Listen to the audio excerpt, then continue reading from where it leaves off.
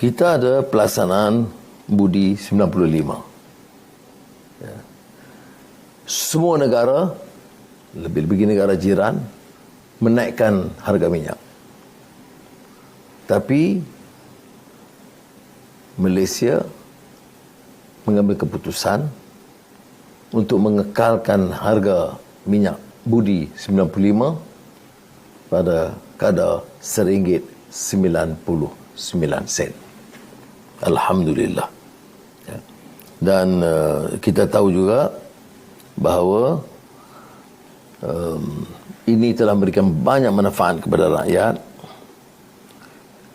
dan kita juga terpaksa mengambil beberapa langkah tambahan. Oleh itu, kita meneliti apakah penggunaan Budi 95 ini mencukupi. Kita dapati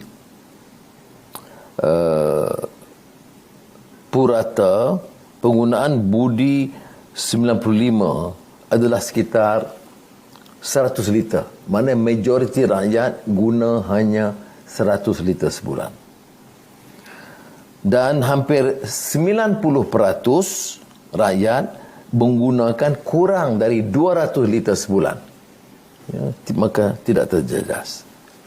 Oleh itu, kerajaan akan membuat penyelarasan kelayakan Budi 95 daripada 300 liter sebulan kepada 200 liter sebulan bermula 1 April 2026.